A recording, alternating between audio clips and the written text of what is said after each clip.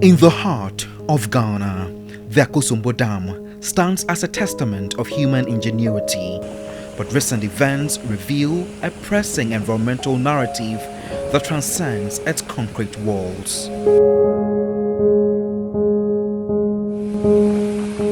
The overflowing dam, once a source of power, now exposes the delicate balance between progress and the environment. Environmental scientists have said the full capacity of the Akosombo Dam is indicative of changing climate patterns in the region. Unpredictable rainfall and increased intensity of storms are clear signs of a warming planet. Mepe is a town that once thrived. Now it finds itself submerged. Lying on the bare floor for hours, 12-year-old Joshua Sodohu is a vivid representation of the dire circumstances in the town. He has been battling a stomach ache, enduring 2 days of relentless vomiting.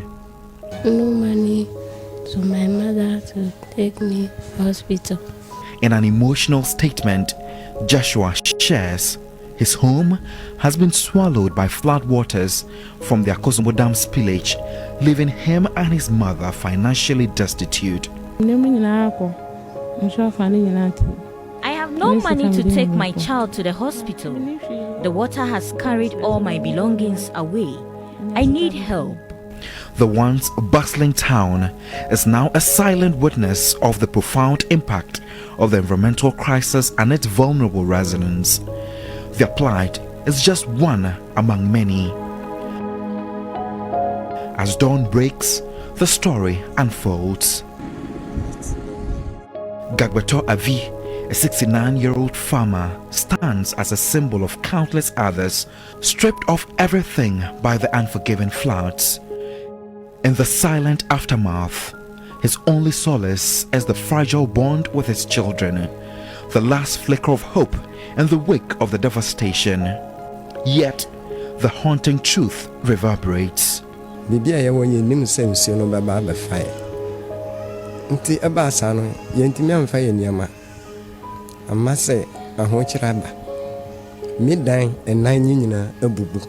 My house has collapsed and I don't know where to go from here when the water recedes. It's a big worry.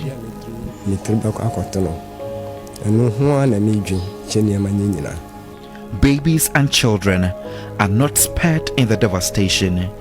I am sure that you watching at home can clearly tell how dangerous this is, not just for the residents, not just for Elizabeth, but also for the kids on the canoe. I am afraid. Why are you afraid? But the water is here and I'm afraid. When we put them in the boat and then they were not able to control themselves and then they fall in the water, they can die. Driven by necessity and dredged in fear, these young learners have no alternative but to undertake the perilous journey in pursuit of education. The classrooms are now makeshift homes for flood victims, with each room accommodating 20 people. A temporary tent for the victims adds to their discomfort due to its plastic nature, which makes the heat unbearable. Moreover, there are no beds and scoring the challenging living conditions they endure. It's too much to bear. The condition is terrible. You can look at the ground. This is where people sleep. Nothing to sleep on. You just lay your clothes and then you lie down. 5 kilos of rice, 2 bags, was given to 10 heads to be shared. So according to them, I will only take a cup of rice. I've been literally here for just a minute and I can tell you that the heat here is definitely unbearable. These are the only spaces created for ventilation, but I will say that it is not enough because I am actually not really comfortable here. Hello. The story of Mepe's history, a sad chapter, unfolds as the Akosombo Dam spillage affects communities. The strong homes are now underwater with just the rooftops peeking out. The usual sounds of daily life are replaced by the quiet flow of the floodwaters. Schools where kids used to learn and play are now beneath the murky water. Classrooms and playgrounds that were once filled with laughter are now silent. Really devastating. The Volta River Authority, which has a statutory responsibility to ensure that the lower Volta basin is managed according to law, has woefully failed. And this belated attempts to shift blame on the Meteorological Services Authority and others like, residents failing to respond to move to higher grounds would not wash at all. The question is, where are they going to move to? This is not just a story, it's a collective tragedy, and Mepe is just one example.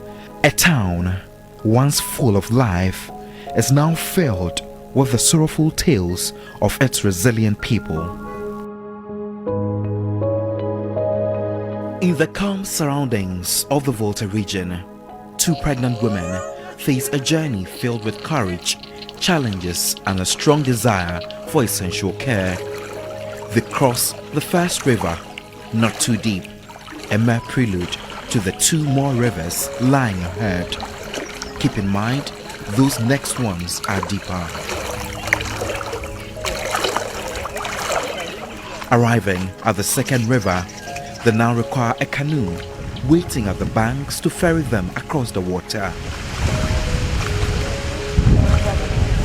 They embark on paddling the canoe alone. No life jackets, no protective gear, just the sheer courage of two mothers to be navigating the waters of uncertainty for the sake of the unborn children. From Achikope to Akokope, what used to be a regular trip for Agnes Bedi and Naomi Asunda has become risky due to the overflowing rivers, a consequence of the Akosombo Dam spillage. Undeterred, these expectant mothers embark on a canoe ride, hoping to reach their destination for antenatal care. As they reach the third river, luck smiled upon them when a kind fisherman offered to paddle them to the next town. Without a second thought, my cameraman and I joined them on the risky journey, driven by the emotion of solidarity and the shared quest for a safer passage. However, nature has its own plans. In the middle of the brave journey, heavy rain joins the scene. The once soothing sound of the rains turn into a symphony of challenges for these mothers to be. It is at the moment raining heavily, and you can tell the difficulty most of these pregnant women go through here in this community. We still have a long journey ahead of us. These are the unseen stories here in the typical villages affected by the dam spillage. Really disturbing. This woman here is heavily pregnant. It is raining heavily as I am talking to you, and we have a long journey ahead of us. We started the journey before the rain started, and it is risky, it is very disturbing, it is dangerous. The serene atmosphere is disrupted by harmful reptiles, including snakes, emerge due to the flooding.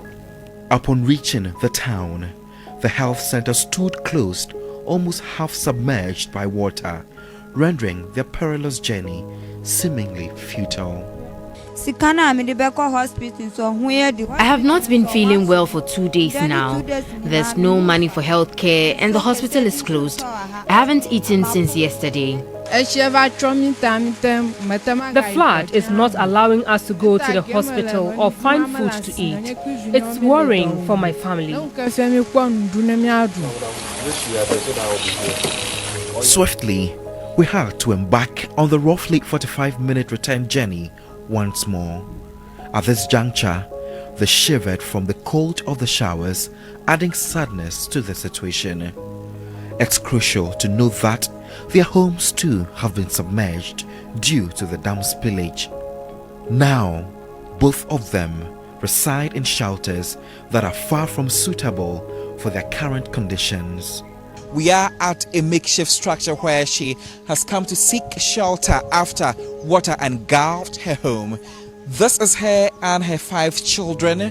Really heartbreaking. She has been telling me that ever since they came here, if not flood waters disturbing them, anytime it rains, just like it is drizzling at the moment, you can clearly tell that the summer hat that has been used to cover the roof of the structure has not been embedded properly, so water is able to penetrate through the roof into their rooms.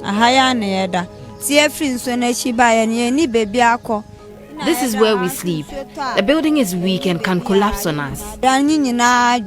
She indicated that her husband abandoned her and their 5 children, and till now she hasn't heard from him. According to her, her husband said he was going to bring food and other relief items to them, but at the moment it's just her and her 5 kids in this lonely abode. Their stories, though filled with difficulties, showcase the resilience that lives in the face of environmental changes.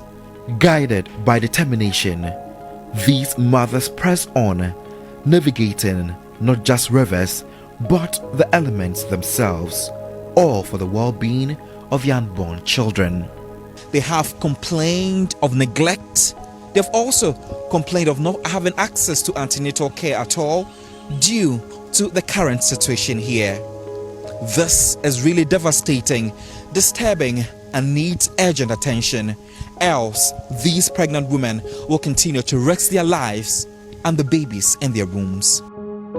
Embarking on a 2-hour journey from the bustling capital Accra, it's been 2 weeks since my last visit to Afidopo, where pregnant women seek refuge in the aftermath of their homes being submerged. The haunting memory of her plight, pregnant and abandoned by her husband with 5 children to care for, lingered in my mind even as I departed for Accra the last time. Contemplating ways to alleviate her burden became a persistent thought. Agnes Bedi, when I arrived at her home, greeted me with more than just excitement. In the heart of the Volta region, where the spillage has cast a shadow of adversity, the challenges faced by pregnant women resonate deeply. I'm here through Media General's 3 Foundation to donate these relief items to Vida, Agnes and Naomi, mothers-to-be, whose journey for antenatal care echoes the struggles of many here in the Volta region after the spillage of the Akosombo and Dam. My children and I rely on our neighbors for food and help. I really appreciate these items brought to us. Naomi, whom I joined on the journey with Agnes during my last visit, is now in labor and has been urgently taken to the hospital. One question lingers in my mind: how did she manage the journey there? Alongside her husband, Sifas Asunda, who had to board a canoe to reach the nearest major hospital, the primary destination for pregnant women to deliver and access general health care in the community. The lack of life jackets made the journey both tedious and nerve-wracking. Successfully navigating the largest river in the area, our journey persists. Now on a motor tricycle, the same laborious routine is endured by women in labor, highlighting the challenges they face in accessing essential health care.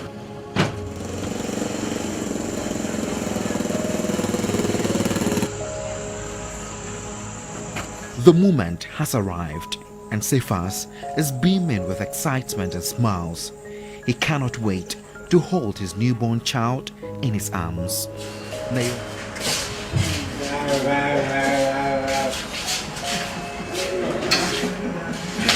Naomi recounts her challenging journey to the hospital, emphasizing that it was far from easy. I struggled when I was in labor. There were no means, so I had to walk past the first river. Later, I found a boat on the second river. Despite the challenges, Naomi finds excitement in the items brought to her through the Three Foundation. I'm very, very excited because not everybody can really do this. So I'm really happy about what you guys are doing. As the time to return approached, my mind was filled with apprehension about the impending daunting journey.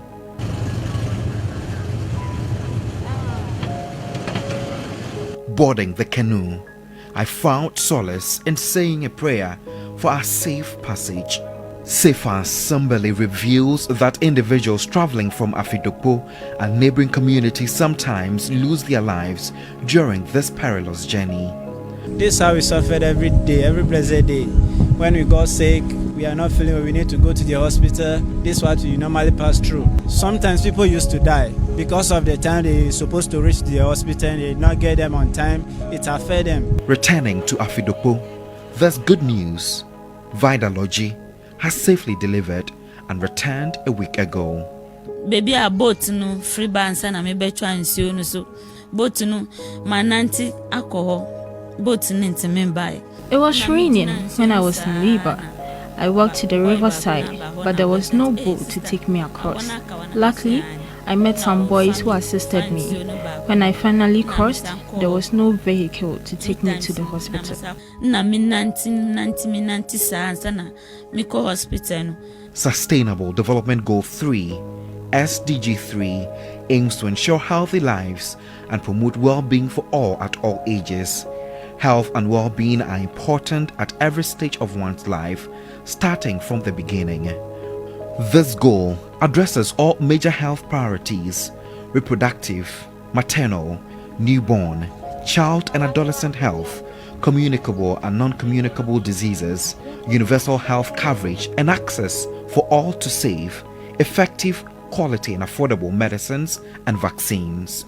While all countries have committed to achieving this goal by 2030, the implementation is lacking here.